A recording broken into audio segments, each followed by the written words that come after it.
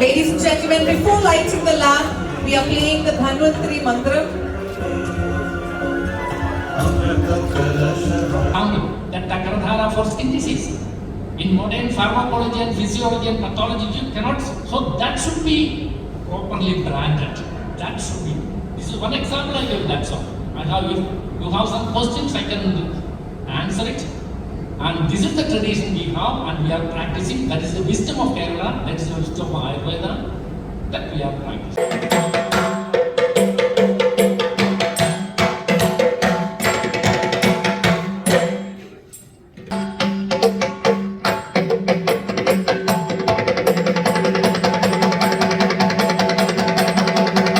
Hello everyone, this is Muhammad Aman BAMS second prof student studying here in Kerala.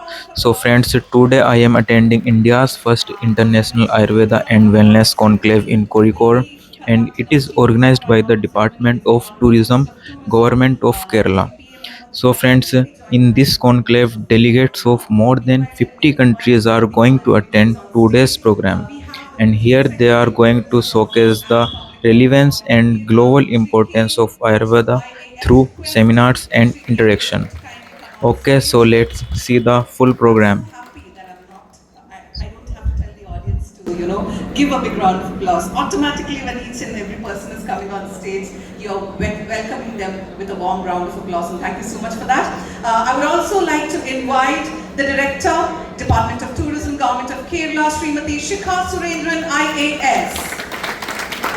Also welcoming the Managing Trustee of Tropical Ayurveda Shala and the Principal Advisor of the Organizing Committee of IAWC 2026, Shri P. Madhavan Warrior.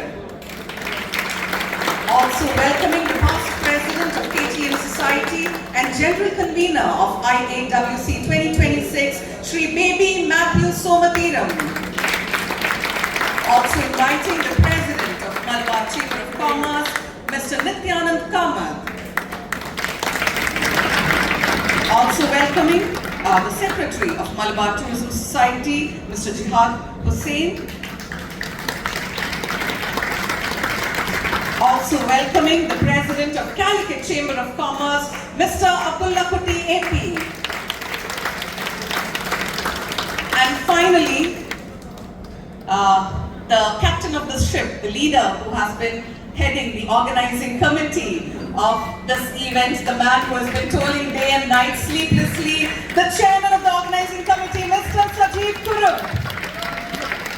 Yes, that is definitely the enthusiasm that he needs, because organizing an event of this scale is not easy, and the committee has been doing a marvelous job.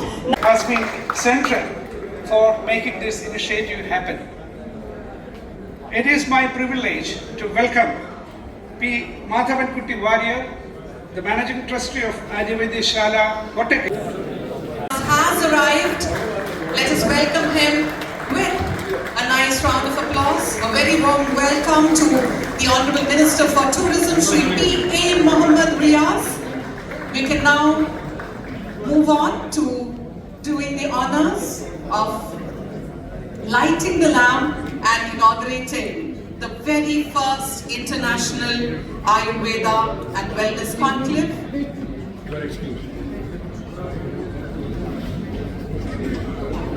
We are also requesting a few international delegates to also join us on stage to be a part of the light. I'm so happy to see all of you enthusiastically coming forward. Wow. This is the spirit we need. This is the enthusiasm we need.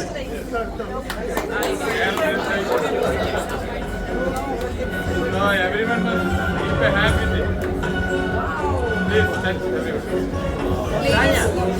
Ladies and gentlemen, before lighting the lamp, we are playing the Dhanvantari Mantra.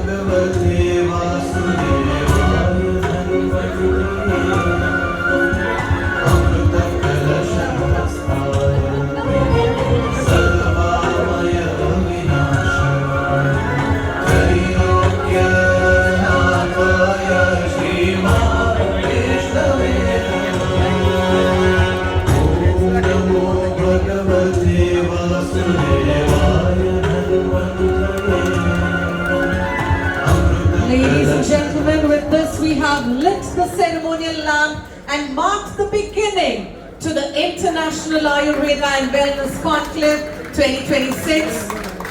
What a heartening sight to see our chief guest, the Honorable Minister for Tourism, along with all our brand ambassadors, all our international delegates. Wow, absolutely fantastic moment. That's the spirit, that's the enthusiasm that we need to promote Ayurveda from Kerala to the world.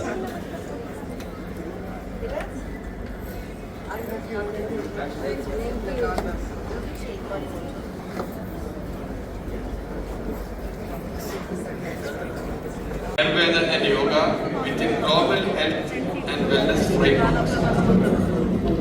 As we inaugurate this first international conclave, let us reaffirm our responsibility to protect the integrity of Ayurveda, strengthen its scientific foundation, and promote it globally in a manner that is inclusive, sustainable, and respectful of its timeless principles.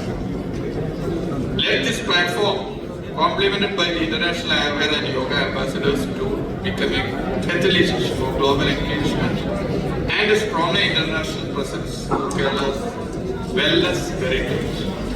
With these words, I wish the conclave fruitful deliberations and enduring outcomes. And I have great pleasure in inaugurating the first International Ayurveda and Wellness Conclave. Thank you. Namaskar. Residence in Frankfurt in 1984, promoting Kerala to Europe at a time when global tourism to the state was still emerging. He was instrumental in introducing Ayurveda tourism in the 1980s, followed by the houseboat tourism and cultural travel experiences long before they became icons of Kerala. Founder of the acclaimed Kadappuram Beach Resort, he has played a defining role in shaping Kerala's international tourism narrative, especially among European wellness travelers. So, with lots of gratitude and lots of respect, let us welcome Mr. D.K. Machingal on stage to receive a token of honor, a token of appreciation. Once again, requesting our Principal Secretary, Mr. K. Biju IAS, our Director of Department of Tourism, Srimati Shikha, and all dignitaries to come forward. Ladies and gentlemen, Mr. Dhananjayan K. Machingal, a visionary who shaped Kerala as a global Ayurveda hub. Thank you so much for your contribution. Now requesting Shri D.K. Machingal. Dear friends, as told, I started promoting Ayurveda tourism the first. When I visited, I am a tour operator since 40 years. When I visited once Trivandrum, my handling agent that time told me that there is a new resort in Kovalam, Chovada. You go and visit that one. Without taking any appointment, I went there and I met Mr. Baby Matthew there. I didn't tell him anything. I just visited the property and then came back to Germany. Then I thought, this is the product what I can sell in Germany. Straight away, I printed 200,000 flyers and distributed among the 4 consumer fairs in Germany. And that way, without checking with Mr. Baby Matthew or Polly, my good old friend, I decided the price without checking with them. then I send the tourist, Ayurveda tourist to them. That is why I started first promoting Ayurveda to Kerala. As I told you, I am a tour operator. When I was accompanying a group,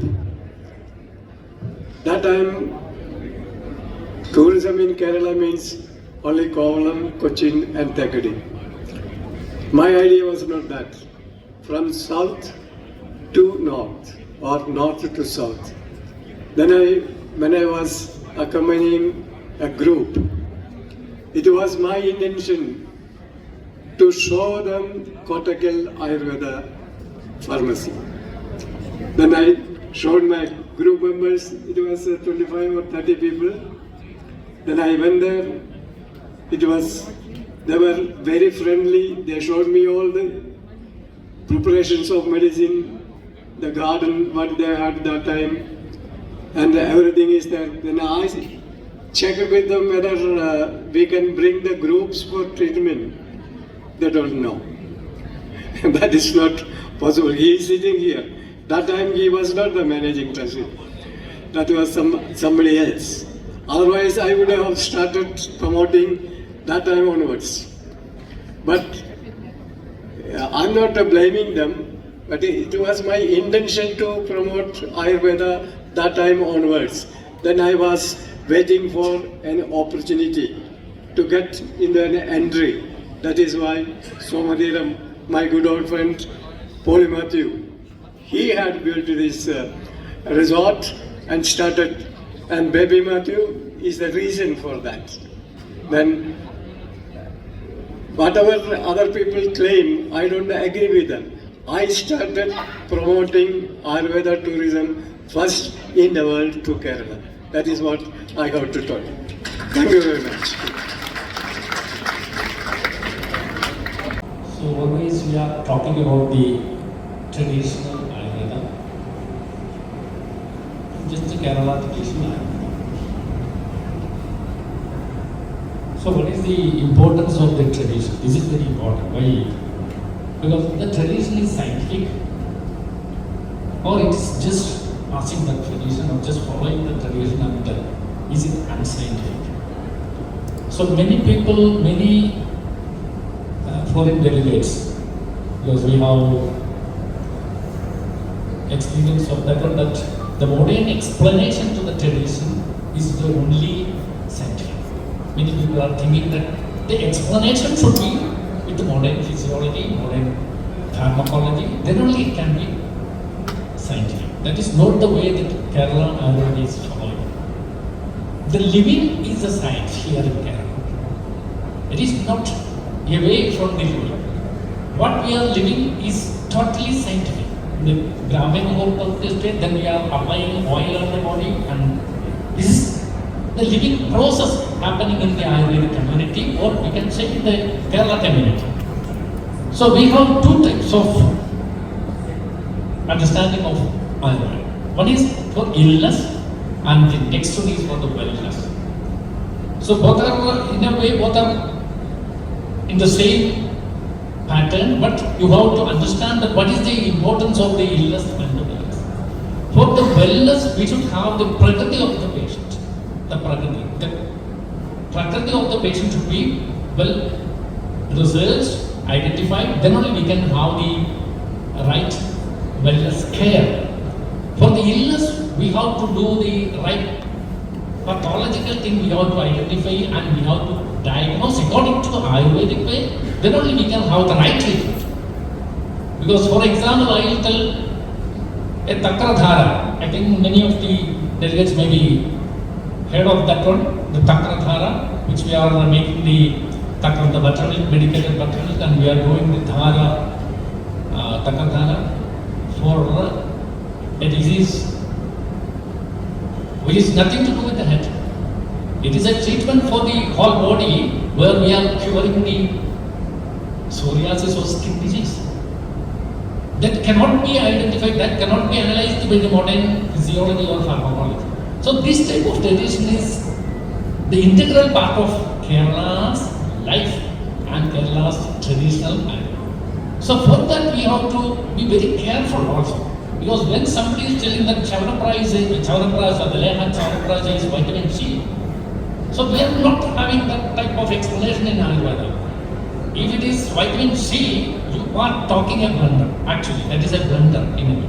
Why? Because when the Chavanapras we are making with the gooseberry, when we are boiling it with the 70 to 80 degree, the vitamin C is escaping from that. That is the modern pharmacology. And still you are just following the unnecessary scientific thing with the traditional Ayurveda. That is the, what I have to say, that the curse of Ayurveda in a way. And any question I can answer, no problem. And I am just telling that this is the way we are doing in our practice. And that should be, that is the real unique Ayurvedic heritage. Every Indian state may be having very many Ayurvedic centers.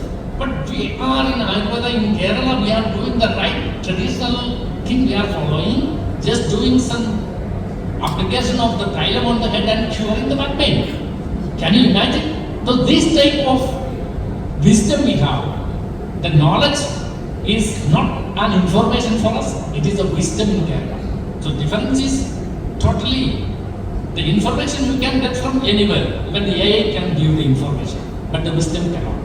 So the wisdom is there in Indian, in Kerala living and the Kerala tradition that we are applying. That's why I am taking this example, that Takradhara for skin disease. In modern pharmacology and physiology and pathology, you cannot, so that should be properly branded. That should be. This is one example I gave, that's all. And now if you have some questions, I can answer it. And this is the tradition we have and we are practicing. That is the wisdom of Kerala, that is the wisdom of Ayurveda that we are practicing. Okay, thank you. Thank you.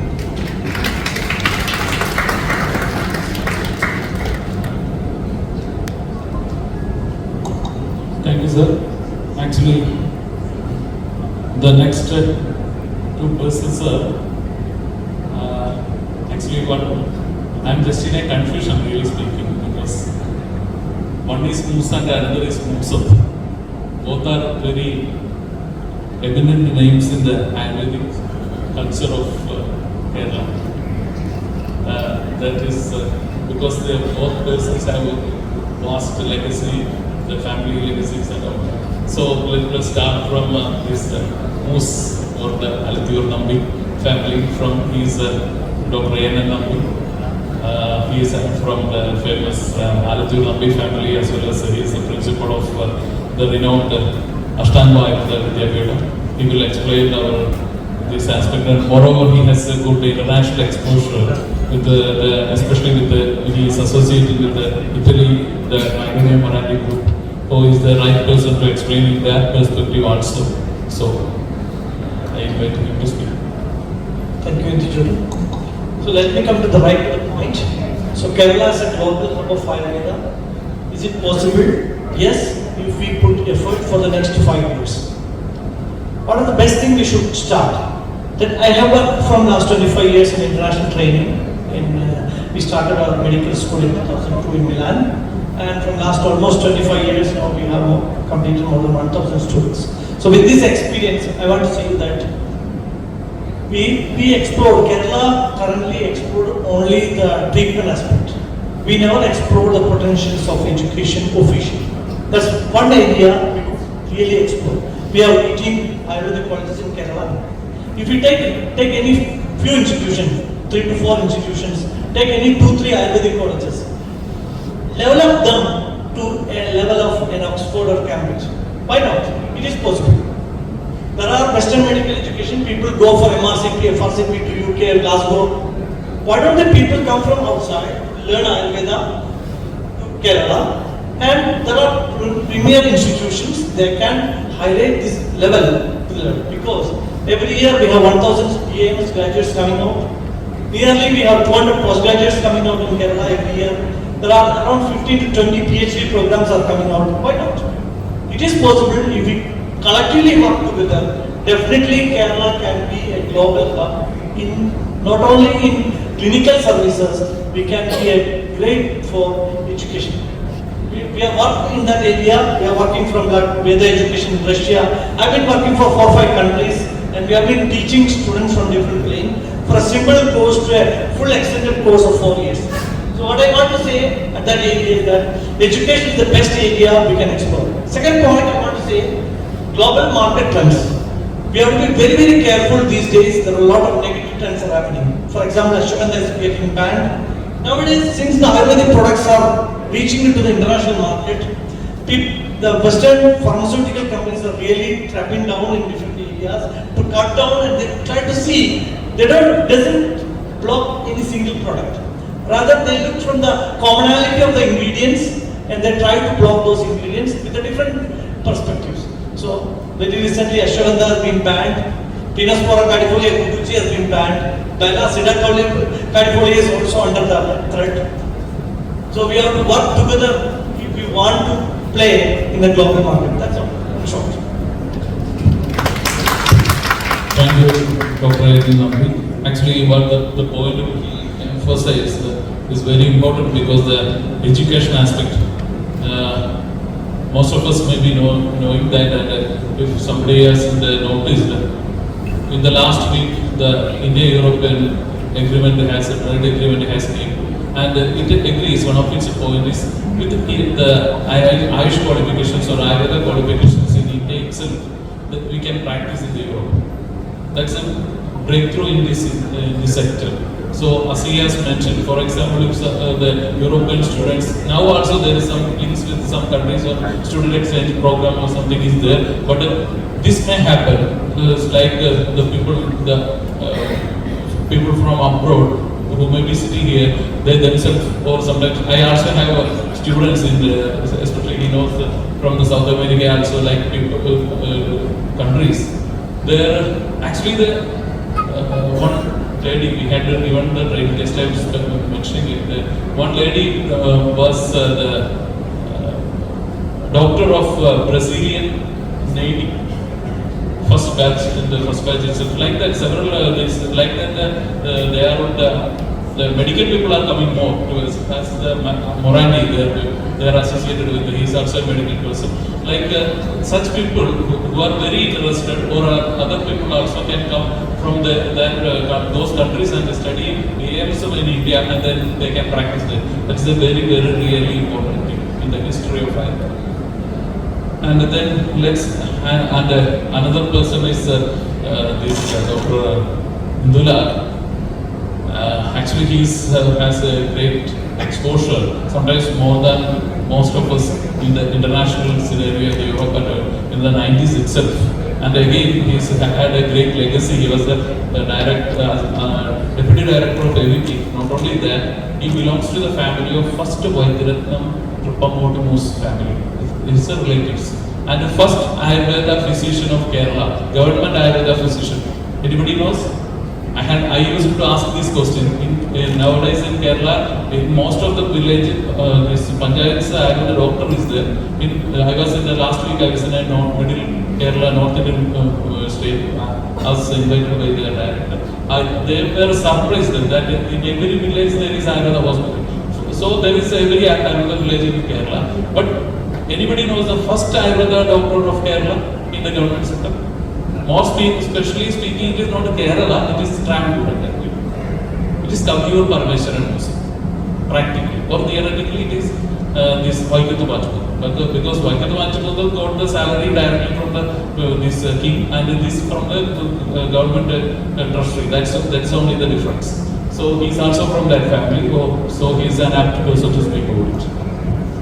Thank you, Dr. Zulu. First, appreciate the organizers for this event, because I think it's happening at the right time. Because in addition to the EU free trade agreement, yesterday we heard about the plan or the dream to make India the hub of medical tourism. So I think this discussion and this meeting happens at the right time. As you mentioned about my community, I should say that I just belong to that community. I don't have anything to claim of those great masters of medicines. I would like to make only one point with regard to the global requirement which you spoke about. Just agreeing with both all the three other speakers in that. My mind is actually stuck in one statement which I read in 2008. I think it was part of Obamacare. It's something which something coming out of their helplessness or confusion or dilemma. I read something like this, that we need to work on the fundamental causes of health and illness, and then instead of reimbursing for medicine and surgery, we should start giving incentives for healthy way of living. This was the time when Indian government was actually planning to mainstream Ayush, the project started.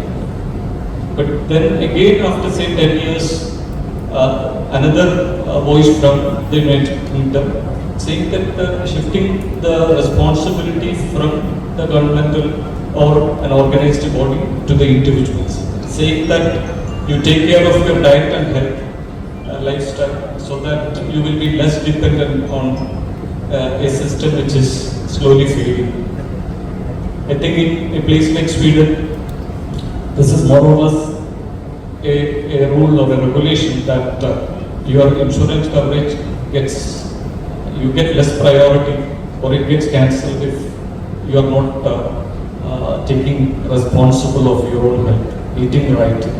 That's in fact the caption of one of the initiative of FSSAI in India. So whenever such a medico-political dialogue is heard anywhere in the country, it is slowly spreading, it will soon become the norm. There we can definitely find that particular space where a system needs to be hand-holding an individual who is ready to take the responsibility of his health. That is where, in fact, Ayurveda as a system, a holistic, comprehensive medical system, will have the strongest role to play. I think people come out of need and desire, and which actually sustain will be when the need is very core, very serious, and very contributing like this. I think looking from that perspective, those possibilities, the global requirement is immense, are going to be more and more in the coming years. And as Dr. Nabi mentioned, if we prepare ourselves to deliver to those specific needs. Thank you. Thank you, sir. The first round is over, but just I am adding now the requirement aspect, global requirement aspect. Actually, some questions can be coming from this audience also. At the same time, I just providing. Yes, sir. Just one minute. Just actually the global requirement in healthcare. That aspect was there. Then how one were to position Ayurveda in international wellness sector? Because just he can tell it more, but just I am putting some suggestion. That is our concept. I think I am putting forward a concept that rooted in tradition and reaching global requirements. In the tagline, like rooted in tradition, reaching global requirements. Then the Ayurveda has a position, I think, in the global aspect, especially in the wellness sector. We have to, there is a concept, we have to develop it or explore it. That is based on the Swasthavit Murta concept, 1 point. Then we have to match it with the statutory and regulatory aspects of various countries related to that. This only we can make close that bridge, we can bridge that gap, I think. Because Ayurveda has something, but it should be, as Nabi mentioned, the several issues are there regarding the several drugs issues there, and or otherwise practice issues are there. These are the two issues on two sides. We have to make them. So based on especially in the wellness aspect, this is so based and as well as the based on the statutory and regulatory aspects. That is another issue. Sir, please. So Dr. Nabi and Dr. Indulal told very positive thing about the Ayurveda and its brand. So I'm concentrating much on the Kerala brand. What is the importance of the Kerala? So we call for the uniqueness of the Kerala, the traditional Kerala treatment. So understanding this uniqueness, we have to identify that. What are the uniqueness? Why we are in North India, many people, I'm not telling against the North Indian treatment, no? But we are doing diagnosing with the Ayurvedic concept and treating with the Ayurvedic concept. That is one of the uniqueness of Kerala. So when we are talking of the traditional Ayurveda and the Kerala Ayurveda, we should find out what are all the uniqueness. We have to 1, 2, 3 levels of uniqueness. Then only we can have the market. Otherwise also the other people can easily market, no doubt in that, because they have their own capacity to do that. Their own schools they have, their own way of marketing, they have their own branding and their own, what I have to say, the portfolios. But we have our own uniqueness. The tradition of Kerala is of that kind, where we are living with the tradition. We are living with that dialogue. So first we have to identify the uniqueness. As I told the first one, the Kathathara, like that, many things we have. So first when we are branding it, 1, 2, 3 like that, we have to identify the uniqueness, then only we can have. Otherwise what happens? For example, I am telling one more example I am telling. Agata in the toxicology of Ayurveda, we have the uniqueness and we are treating even for the food poison.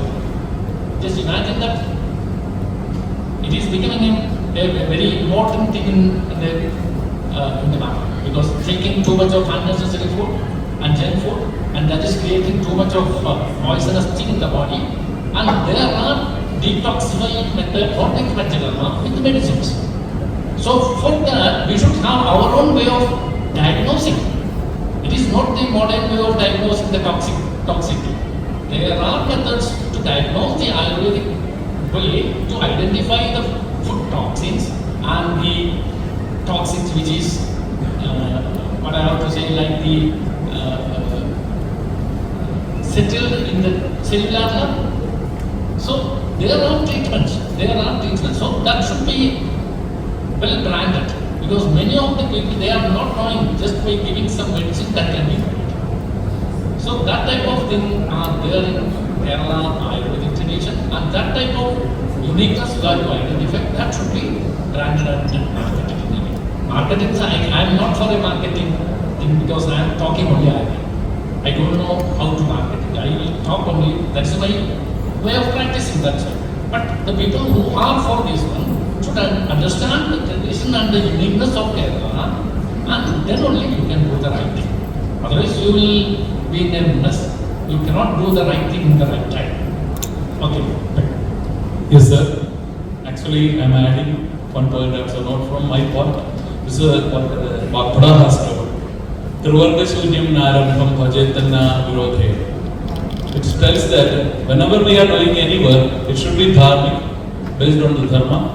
Then it should add the artha or the wealth, and it should be satisfy our desires. Kama doesn't just mean the sex; it is the desires. So marketing is also should be there, because then only we can get the money. So, but it should be dharmic. We have to combine all these three with the triangle. Just I'm telling it's a factors, the financial aspects. Actually, in the 2024. The Kerala's Ayurveda MVT medical value travel growth, the estimated was 13,500 crores, and in 2023 it was 10,800. So almost 25% growth of the financial aspect was there, and again it is almost 25% growth is existing, and this is a scenario. So we have to increase it, and very thank you. Because Sir has told the same point, I was going to that point. We have to first be told how, what are the demands, where the Ayurveda has to place. Ayurveda means it is all over the India. Then we have to specifically focus where Kerala Ayurveda, what is the weakness, where to place it. So just I am telling some points and then to the this other panelists, because one of an important person who was in the Ayush, the senior post of Ayush, almost the head of Ayush, has told me 10 to 15 years before that, they had conducted a study, what is the uniqueness of Kerala Ayurveda, and there was a report. It was put into the government. One was the Kerala Panchakarma, second was the Kerala Vishu Chikitsa, as he has known, then Marma Chikitsa, then the pediatric, some pediatric aspects like Prasudi Chikitsa, like that, some, then Netra Chikitsa. I'm just telling you, adding you one thing. In Kerala, there are 2 railway stations, may not be in any part of the world. 2 railway stations in Kerala was given to or awarded for 2 Ayurveda Vaidyas. One is Pallipuram, near Patami. It was given to a Netra Chikitsa Vaidya, Uliyapetta Krishnan Vaidya, who has cured the IDCs of British jets. That is why for the benefit of his patients, it was given that. And the second is the Cheruduruthi. Now it is called Valathonnagar. Actually it was given to Munda Vaidya, Nadumbura Munda Vaidya. And again, this time not telling anything, this issue complicated. Then even there is a argument against Ayurveda that is a Savarna fascist like, but all these 2 Vaidyas were backward caste. So it was extending everywhere. And again, there is another lineage also, that which is called the Peda lineage. There is a great guru called Peda. Nimesa Peda, the Dugarna Parasara, like the gurus. The book written by Akhyasa Samhita is now called as Charaka Samhita. It's an advanced form, edited version. That tradition, the Peda tradition, is still existing in Kerala in the name of Velan in Travancore Cochin area and Vannan in Malabar area.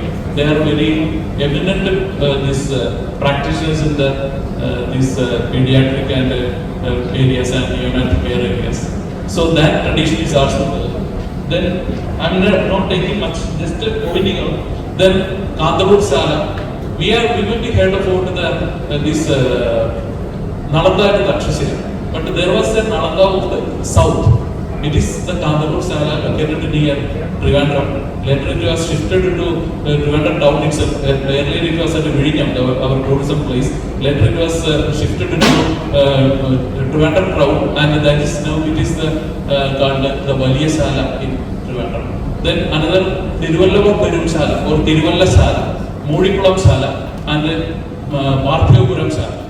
In these 3 salas, like the Nalanda and the Takshashila, are the Shastras including the Ayurveda were taught. Then another thing was in the recent past, the Meenachil Kartas.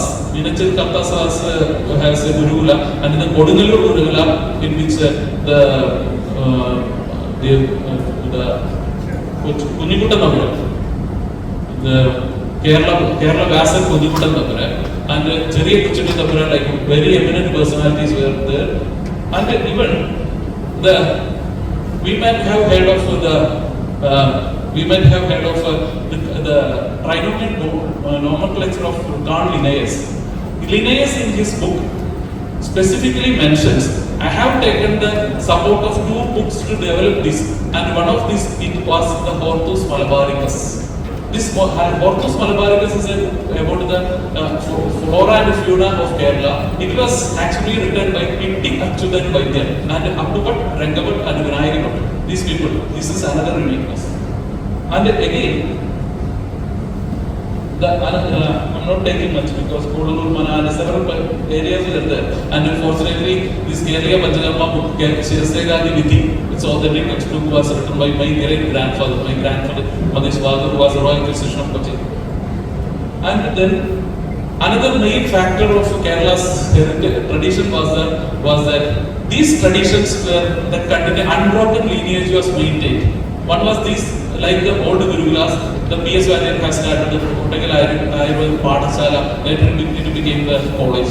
Then the Kaviyur Parmeshwaran Musa's Pathasala, which became the famous Trivandrum Ayurveda College. Like that unbroken lineage was maintained. I think these points should be focused because these are not seen in any other parts of even India. Even though the Ayurveda is called not just of Kerala, it's India as a whole. But this is our importance. This time, not I'm going too much. So I can add.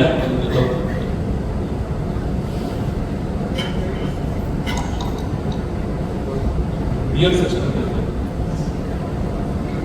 coming back to the title again, I want to highlight only three things. Is Kerala want to become the global player in Ayurveda? We have a lot of limitations in terms of exporting of the products because we cannot cater the whole through our own labs. But we have innumerable knowledge, we have innumerable information. So if Kerala want to be the global player, Kerala can be a global player for Ayurveda education, both outside the world or inside the world. Our institution can be like an Oxford or Cambridge, should be elevated like an Oxford or Cambridge. Even though I'm not underrating our capacities, it's really potential. There are thousands of books unpublished in Kerala. Still, there are millions of manuscripts still available in Toronto Manuscript Library, only for Ayurveda.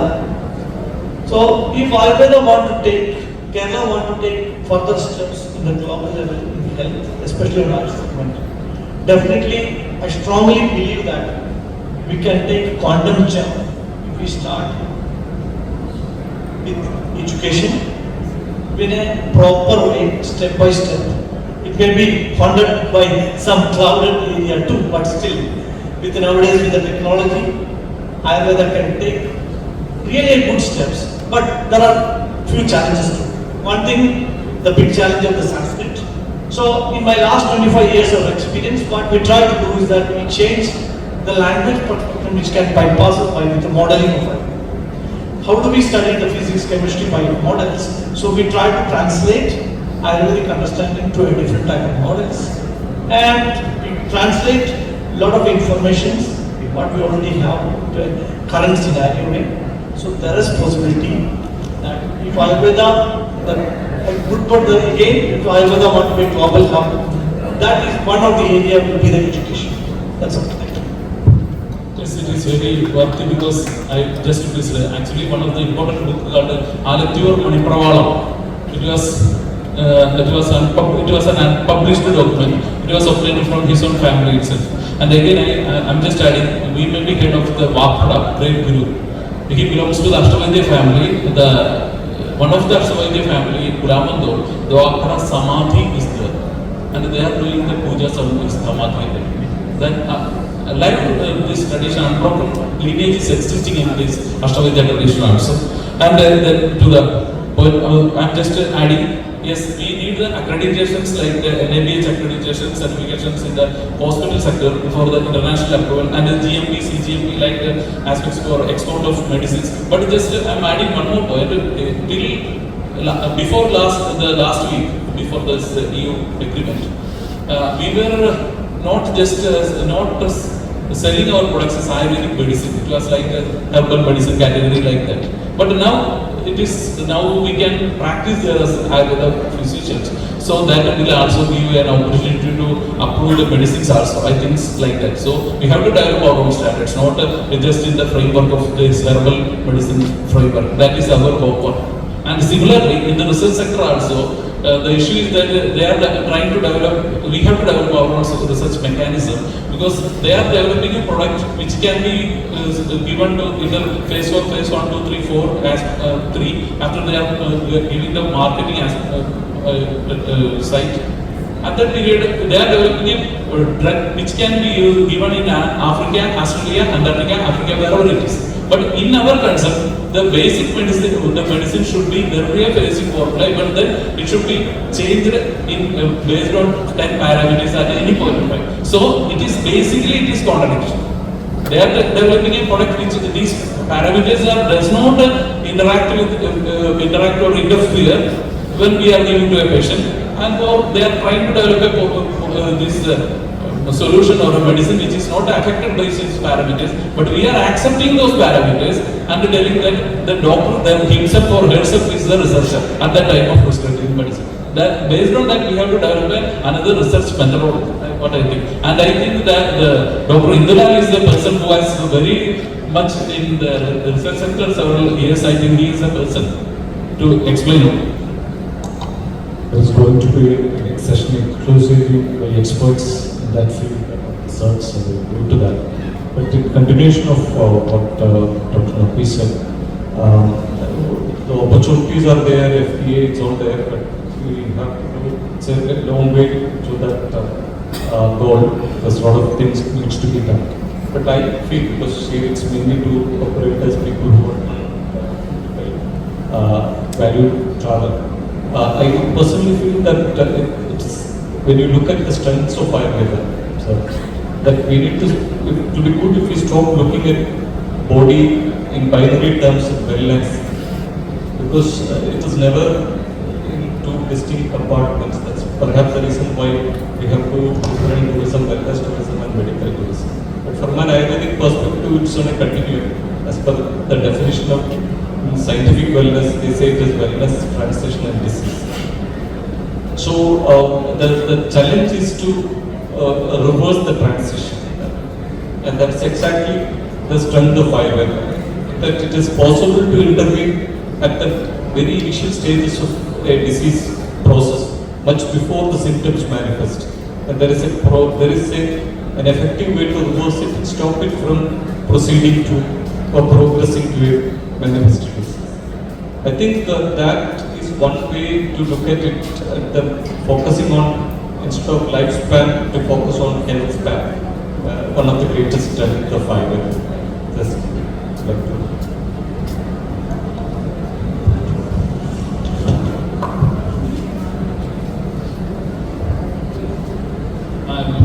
I'm just adding one more thing, that actually Dr. Krishnakumar is sitting here in the pants and shirt, or trousers and shirts, but he's one of the most respected Tantric Guru in Kerala. And because I told this to, especially for this international delegates, they are asked, searching the yoga, Tantric, Ayurveda, and Indian culture as a whole.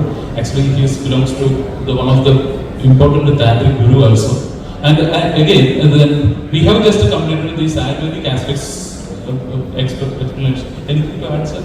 Okay. So I think the final aspect. So first, sir told Dominic sir has told the requirement aspect from that aspect. Then Ayurvedic people has explained our aspect. Then last sir again.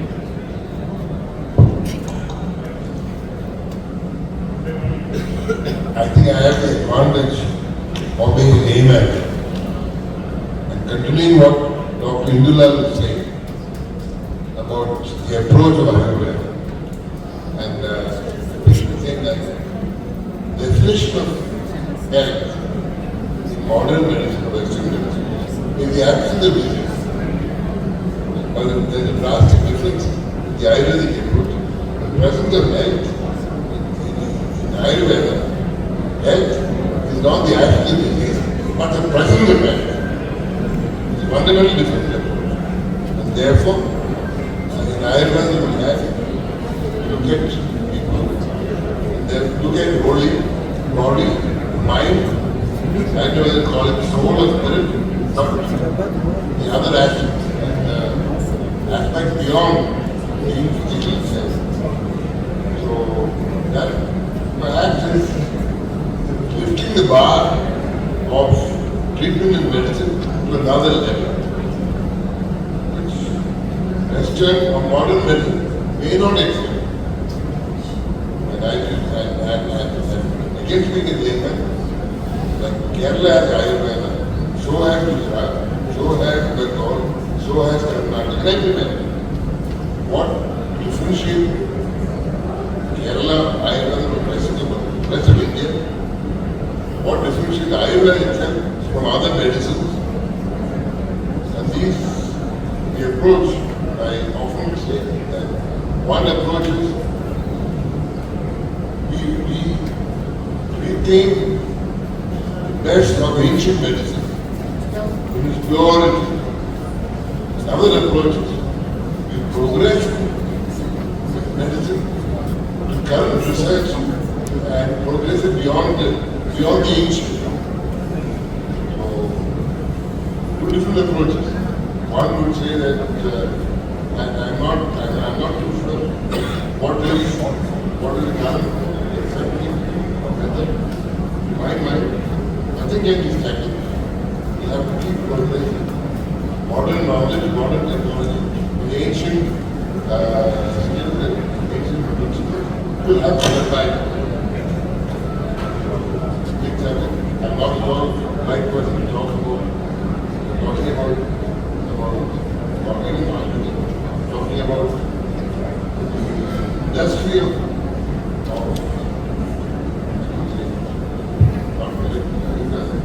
industry of tourism, which key ingredients of wellness and healing, reason people come here is nature, and the reason people come here is actually healing. And our modern reason to come here is in fact trying to mental and maybe spiritual transformation. Absolutely, sir. Actually, the same thing we have to first, as you sir correctly told, first the difference from allopathy to or the other medical systems to Ayurveda, then the uniqueness of Kerala's Ayurveda. Not, it is not just the Ayurvedic only, as you have told, the land also and the structures. In the last week I was in North India, then I told the same thing to the director has told me to develop some projects there. So I told them, then don't just copy paste the Ayurveda of these Nalugadu and other things there. You have to develop your own traditional houses and other things. You have to develop your own kind of states Ayurveda, not just the Kerala's Ayurveda there. Like that, it's correctly, you have told it correctly, absolutely. And again, that lineages and all the things we have to focus the Vakuda's tradition and even the Vakuda's these explanations. It was simplifying the Ayurveda. That also helped us a lot because the more complex from the more complex texts it was very simple. That also helps us a lot. There are several factors that just I am remembering. Vakuda's direct discipline's name was Hindu. Nowadays it's a female name and he was a male, and after that maybe two Hindus that together in this stage, that is me and Dilal sir is the two Hindus in the Ayurvedic sector and the Shagar of Singapore with the Hindus in this Ayurvedic sector now. So I think we are concluding from our side. Any doubts from your side? The time is less than 10. Any points to raise? Or anything to add from us or anything to connect us?